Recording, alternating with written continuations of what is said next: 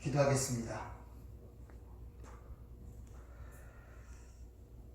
항상 우리 삶 속에 함께 하시며 여러 가지 상황과 환경과 요건 속에서 저희들에게 말씀하시고 인도하시고 은혜를 베푸시는 그 하나님, 우리의 삶이 좀 더 하나님의 은혜 가운데 풍성하게 나아가길 원합니다. 이렇게 마지막 한 해를 마감하는 이 시점에 있어서 우리의 삶을 돌이켜볼 수 있는 지혜를 주시고 그 가운데 함께 하신 하나님의 은혜를 발견하여 감사와 찬양 속에서 새해를 맞이하는 저희가 될 수 있도록 은혜를 허락하여 주시옵소서. 예수님 이름으로 기도하옵나이다. 아멘.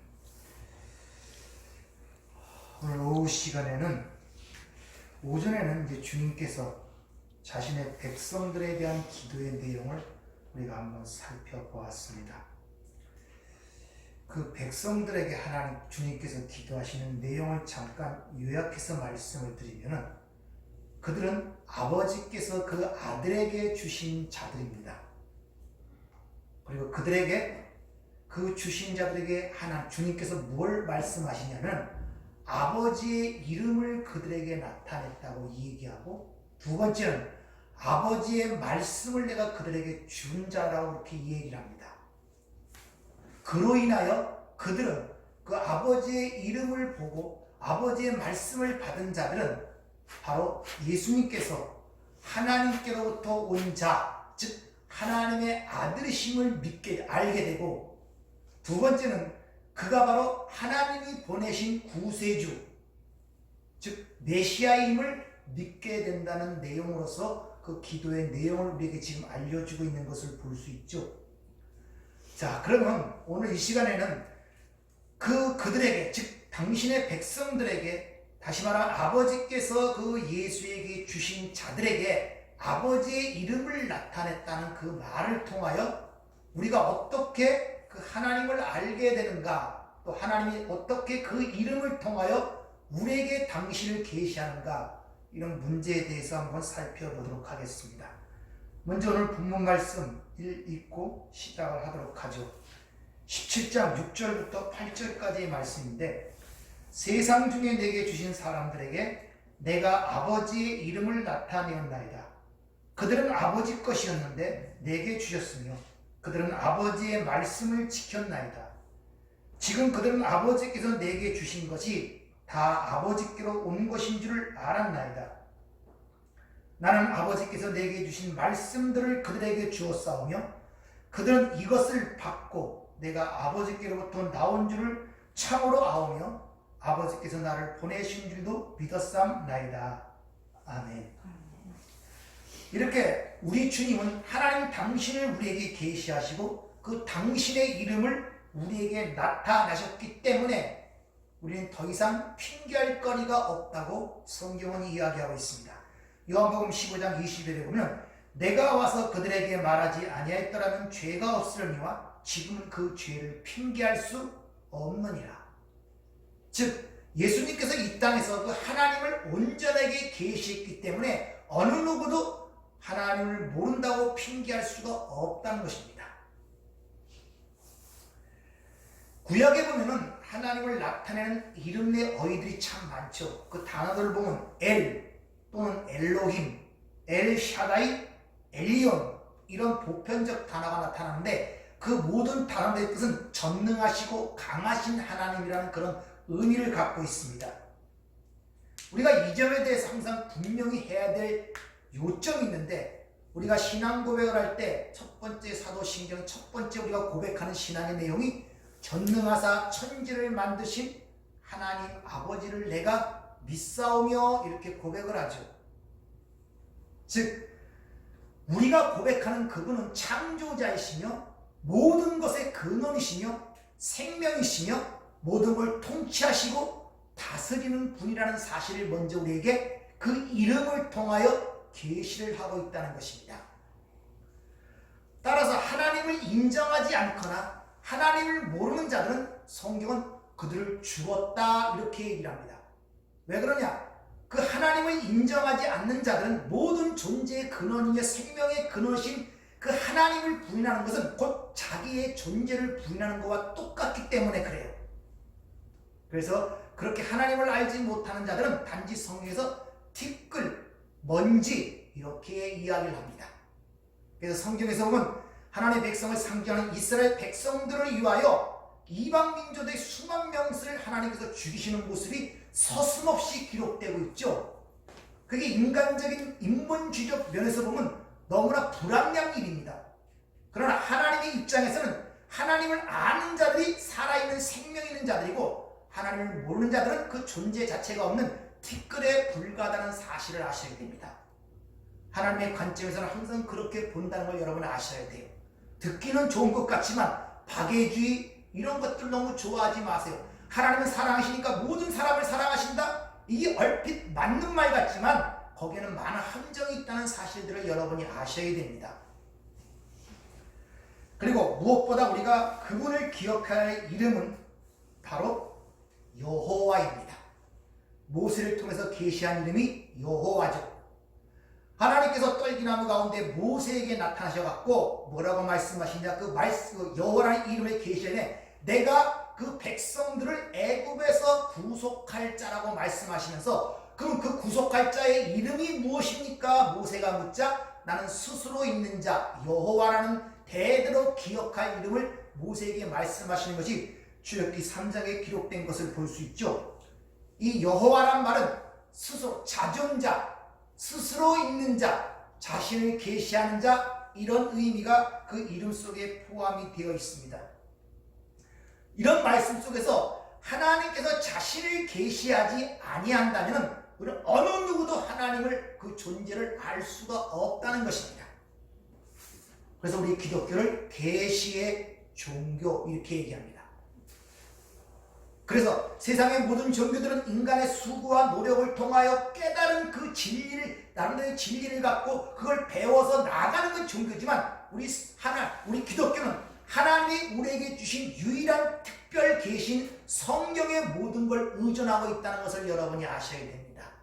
왜? 인간의 힘으로는 하나님을 알 수 없기 때문에 하나님이 그 선지자를 통하여 계시한 성경 말씀만이 하나님을 알 수 있는 유일한 근거며 원천이라는 것을 먼저 여러분이 인정을 하셔야 돼요.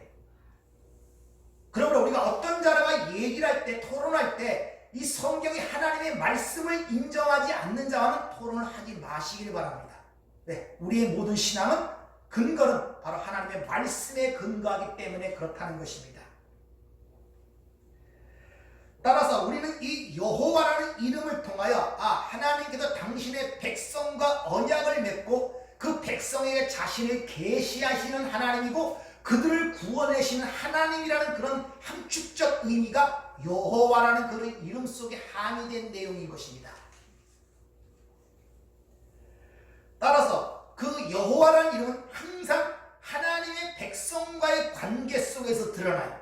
그래서 창세기 1장에 보면 첫 장은 전부 다 하나님 엘로힘으로 드러나다가 두 번째 장부터 여호와 엘로힘 하나님으로 그렇게 표현되는 것을 우리가 볼 수 있죠. 따라서 그 이름을 통하여 우리에게 어떤 것을 계시하시고 어떤 것을 자신의 뜻을 드러낸다는 의미가 그 여호와라는 말씀 속에 포함되어 있기 때문에 여러분이 잘 아시는 말씀이 있죠. 출애굽기 창세기 22장 여호와 이레, 그 이름과 관련되어 하나님이 자신이 누구인가를 바로 설명하는 것이 여호와 이레입니다. 그래서 출애굽기 20장에 보면은 모세가 이삭을 데리고 하나님이 지시한 산으로 올라가 칼을 들어 그를 죽이려고 할 때 하늘로부터 소리가 나죠. 손대지 말라. 내가 제물을 준비했다는 그런 말씀을 통하는 것을, 그래서 그 산을 여호와께서 준비하리라 하는 그 여호와 이레라는 말이 거기서 드러납니다. 거기서 보면 창세기 20장 14절을 보면 아브라함이 그 땅의 이름을 여호와 이레라 하였으므로 오늘날까지 사람들이 이르기를 여호와의 산에서 준비되리라 하더라. 여호와의 산, 예루살렘 성이 있는 예루살렘 시온산에서 준비된다 이 말이에요. 제물이. 근데 예수님이 이 땅에 오셔서 신약에 보면 이 성전을 헐라 말씀하시면서 그 성전은 자기 몸을 가리켜 말씀하신 것이라고 요한복음 2장에 말을 하죠. 그러니까 그때 여호와의 산에서 하나님이 준비하신 제물이 준비되리라. 그 말씀이 뭡니까?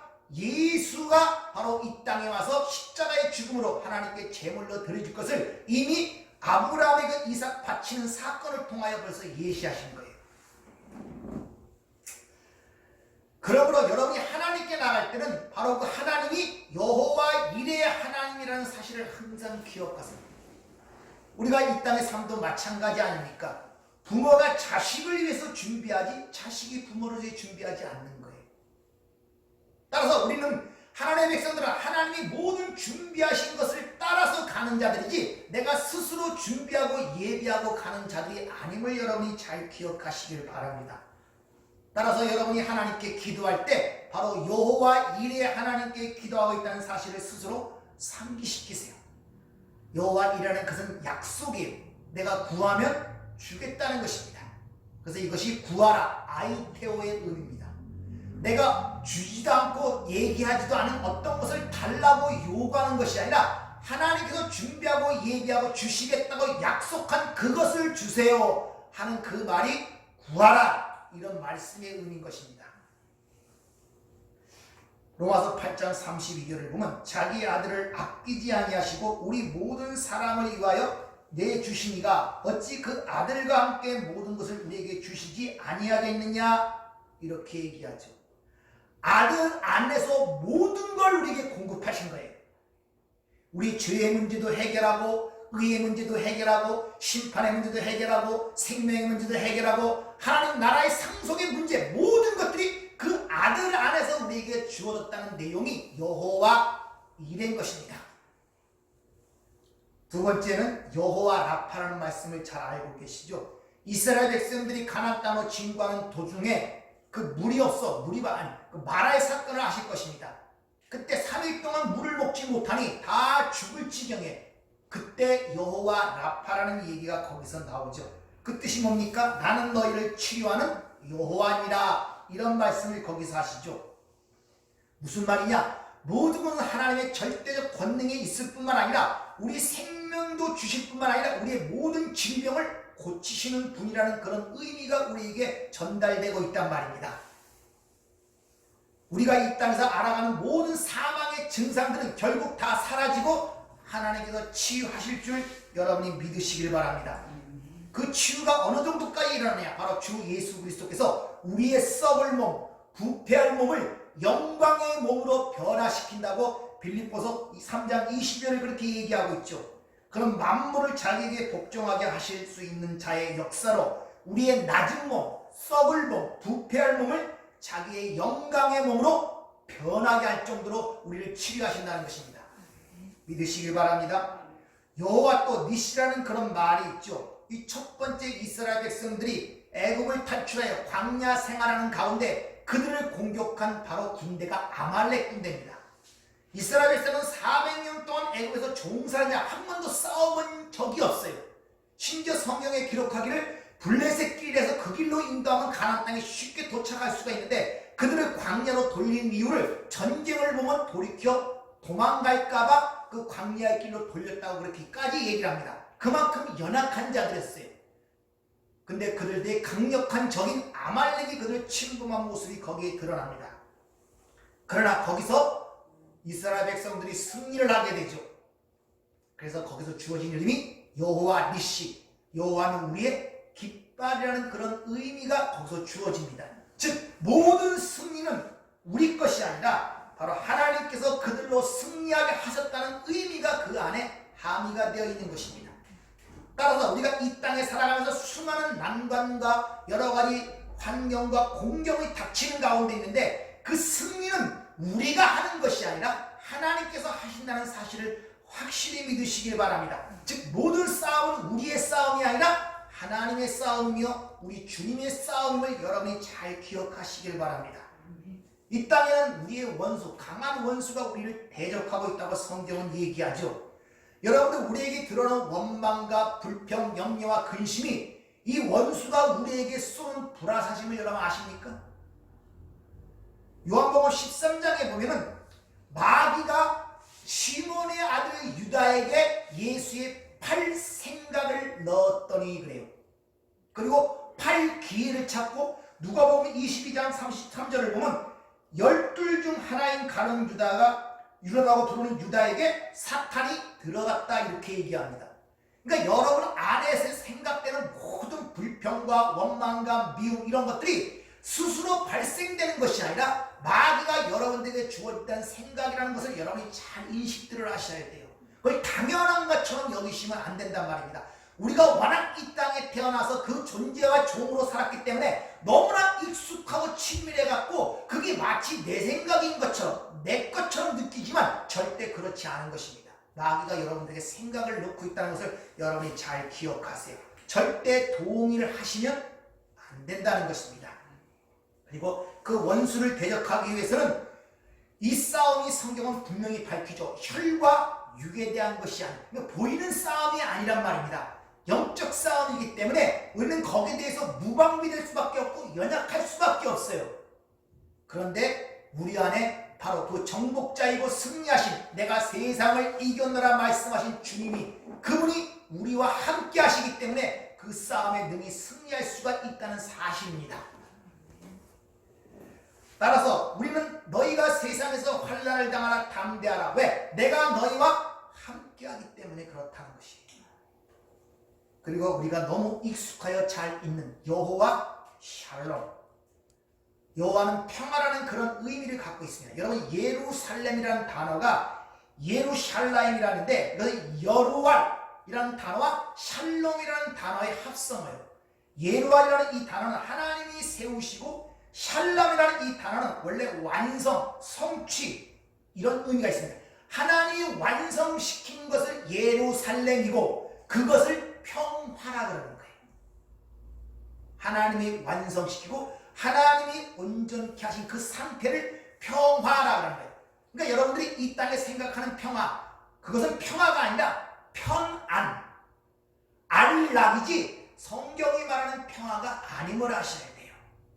여러분이 하나님과 관계가 잘 설정되고 하나님과의 관계 속에서 길을 걸어간다면 어떤 상황 속도 이길 수 있는 건 하나님의 평강. 왜? 하나님이 모든 걸 완성시킨다는 그 진리가 우리의 마음에 평화를 주는 거예요. 어떤 상황이 벌어지든지.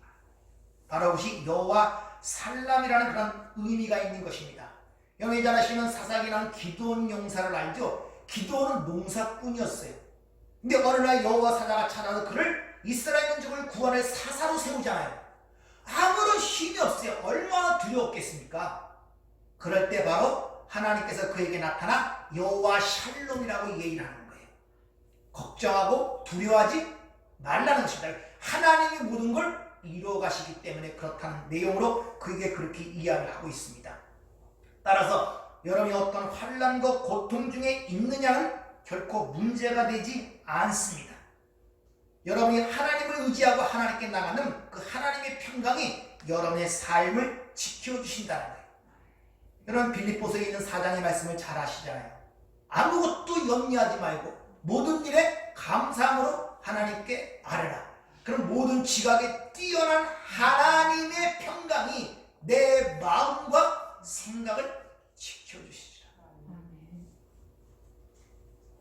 이런 하나님이 주시는 평강이 참 하나의 어떤 간증처럼 될지 모르지만 이 앞에 있는 우리 은총이를 날 때 병원 3군데를 돌아다녔습니다.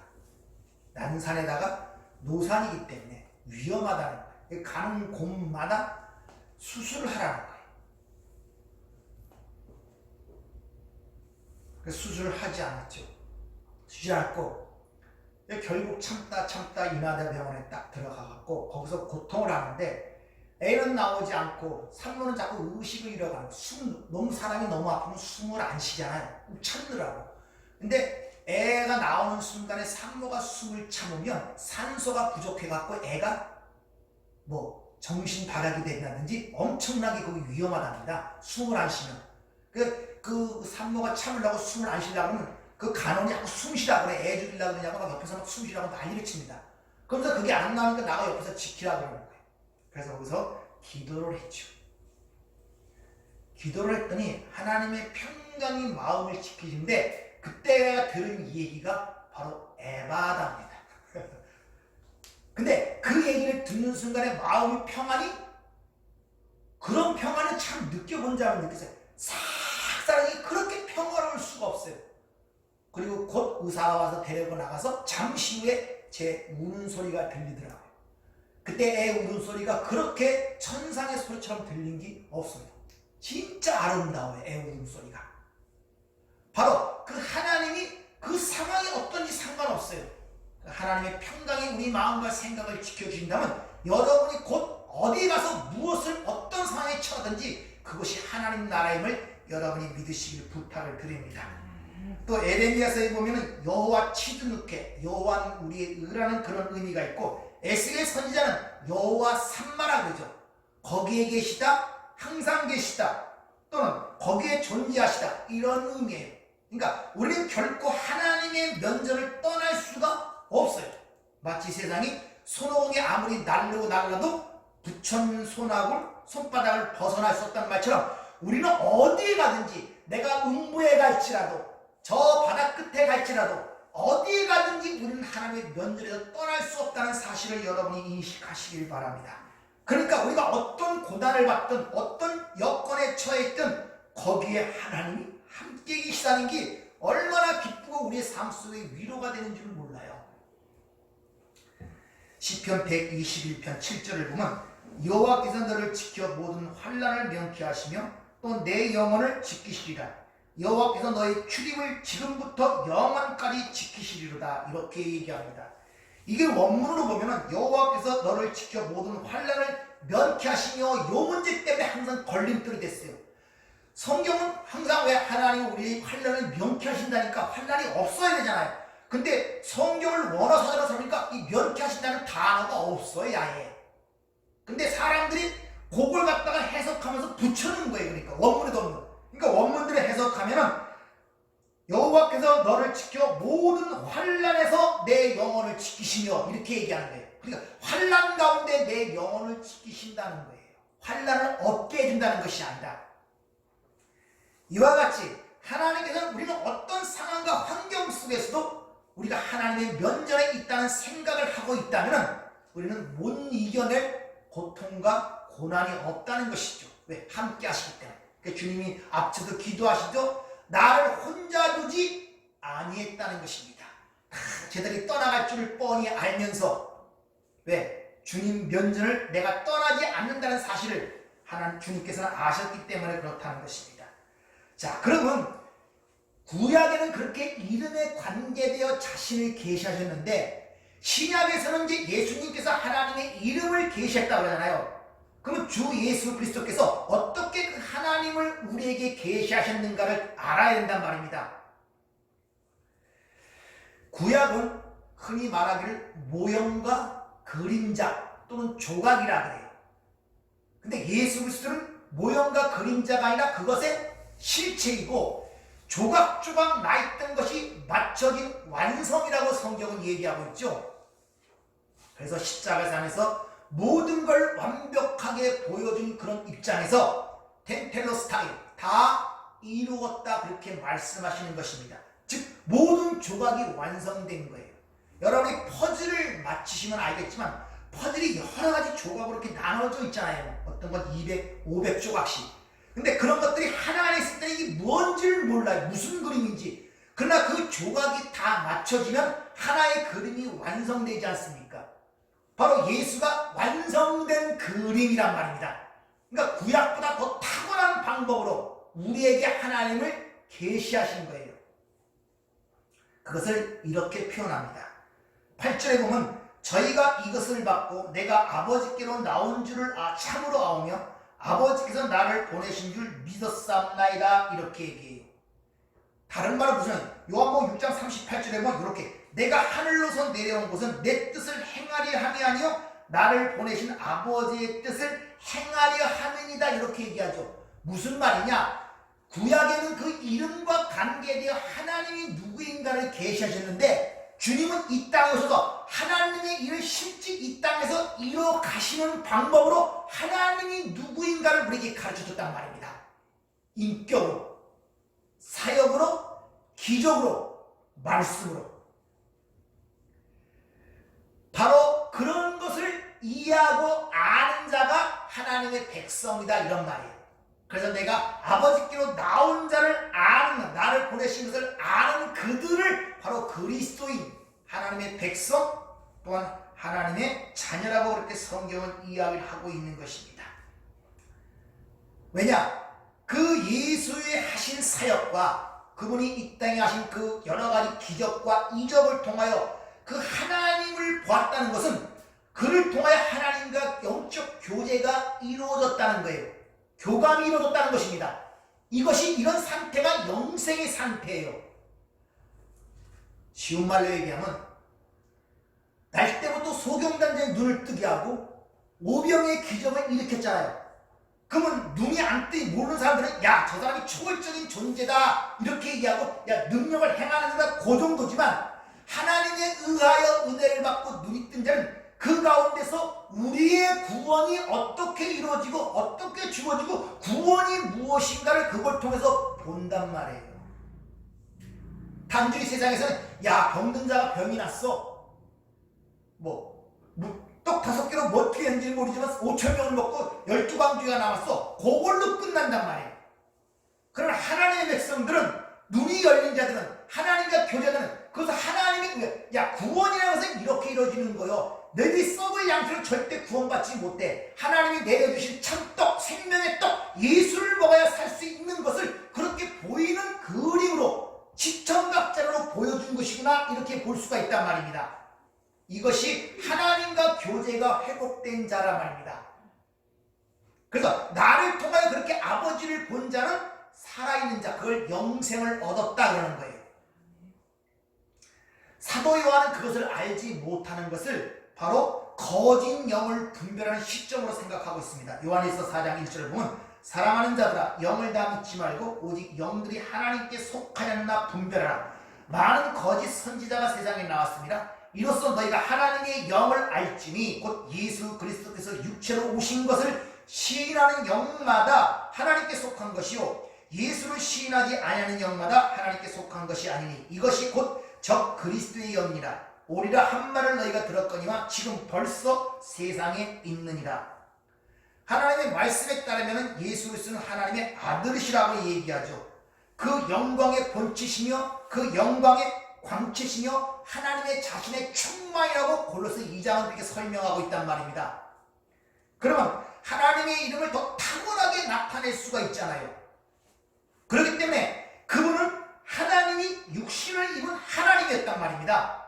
아, 저분이 하나님의 아들이었구나, 그래서 성육신하신 분이구나, 저분이 바로 하나님이시네, 이렇게 본 자들이 하나님을 본 자들이 되는 거예요. 누굴 통하여? 예수를 통하여. 그래서 나를 본 자는 누구를 보았다? 아버지를 보았다. 그래서 보았다는 단어가 블레포, 시각적인 그것이 아니라 호라오, 깨달아 이해하여 알아먹은 것을 얘기하는 것입니다. 그래서 나를 본 자는 아버지를 보았고 나와 아버지는 하나라. 그러니까 어떤 면에 있어서 예수 그리스도는 아버지 자신을 나타낸 거예요. 그래서 이사야 9장 6절에 그 메시아를 설명하기를 영존하시는 아버지라 이렇게 얘기하는 것입니다. 따라서 하나님의 백성들은 바로 그가 아버지께로 나온 줄을 참으로 아는 자들이며 그가 하나님이 육신을 입은 하나님이심을 믿는 자들이 바로 하나님의 백성인 것입니다. 그런 것이 없이는 하나님을 아는 지식이나 구원이 결코 없어요. 구약에서는 여러 차례 하나님의 사랑을 다양한 방식으로 드러냅니다. 그러나 하나님이 직접 이 땅에 육신을 입고 이 죄 많은 땅에 오셔갖고 이 무가치한 세상 속에서 율법 아래 나게 하시고 여자에게 나게 하셨단 말입니다. 왜 그렇게까지 하셨느냐? 성경은 한마디로 얘기하기를 사랑하셨기 때문이라고 이렇게 설명하고, 이처럼 사랑하셨기 때문에 그 진리 안에서 우리가 모든 걸 알게 되고, 그래서 그 하나님의 사랑을 알려면 십자가를 바라보라고 이야기를 합니다. 가끔가다 제가 말씀을 드리지만 이 세상에서는 사랑을 굉장히 소중하게 생각하고 얼마나 사랑이 여러 가지의 소재가 됩니까? 근데 사전을 보면 너무 사랑에 대해서 설명한 것이 너무나 희박해요. 기껏해야 남녀 간의 에로스, 육체적 사랑 정도, 뭐 서로 좋아하는 정도. 한번 집에 가서 사랑이라는 단어를 국어 사전을 놓고 찾아보세요. 뭐라고 설명이 되어 있냐. 너무나 빈약해. 너무나. 쉽게 말하면 세상 사람들은 사랑을 알지를 못하는 거예요. 그 사랑을 알고 싶으냐? 사랑이 여기 있으니 우리가 하나님을 사랑한 것이 아니요 먼저 하나님을 우리를 사랑하사 우리의 죄를 대신하기 위하여 그 아들을 화목 제물로 세우셨느니라. 그러니까 사랑을 알려면 십자가를 바라보고 성경은 그렇게 우리에게 일러주고 있는 것입니다.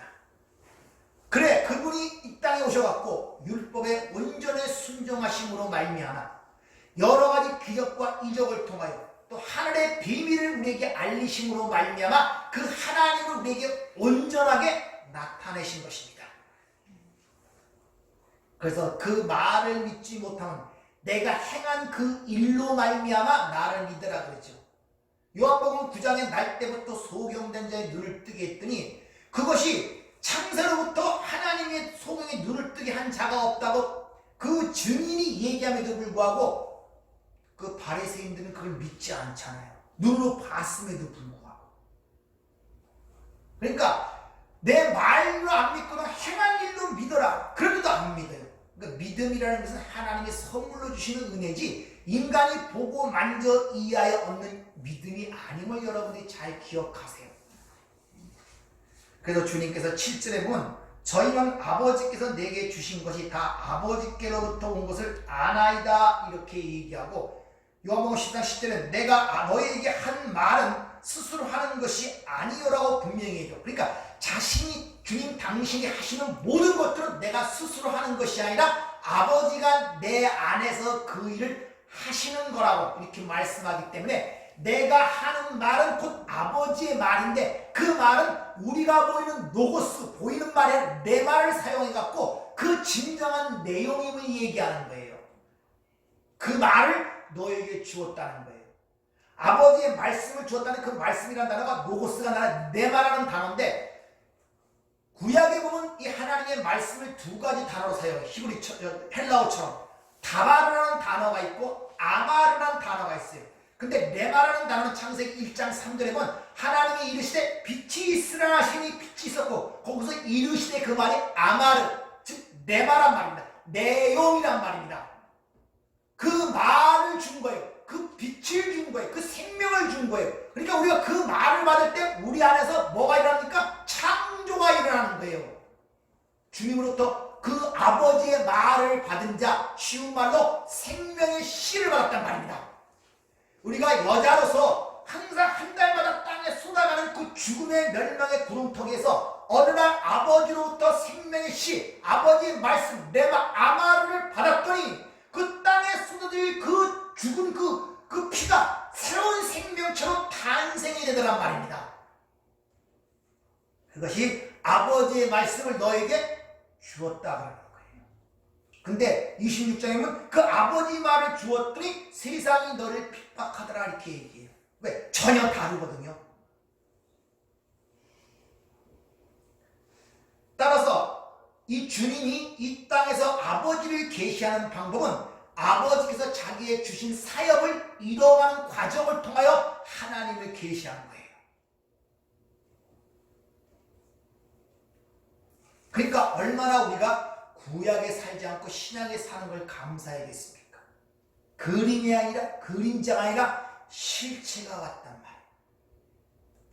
그리고 우리에게 직접 눈으로 보고 가르치는 것이 아니라 우리 안에 들어와 우리의 실체 생명을 심어 살아있는 유기체로 만들어 그 살아가는 과정을 통하여 우리에게 지금 말씀하고 있단 말입니다. 그래서 우리는 주 예수 그리스도의 인격과 삶, 그분의 사역, 기적과 이적을 통하여 누굴 본다? 하나님을 보는 것입니다. 바로 그 자가 하나님의 백성, 그들이 그걸 호라오, 블레포가 아니라 시각적, 볼 게 아니라 볼관이란 말입니다. 그러므로 예수님의 인격과 사역에 비추어 하나님은 우리가 어떠한 분이시고 어떤 뜻을 보는 걸 정확하게 이해할 수 있기 때문에 바로 나를 본 자는 아버지를 보았다 그러는 거예요. 그 3년 6개월 동안 그렇게 가르치고 보여주고 가르친 그 제자들이 우리에게 아버지를 보여주시옵소서 하는 그 말은 3년 6개월 동안 예수와 함께 동고동락했지만 그것을 그것 통해 아버지를 보지 못했다는 거예요. 왜? 그때는 예수가 밖에 있었기 때문에. 아직도 구약이란 말입니다.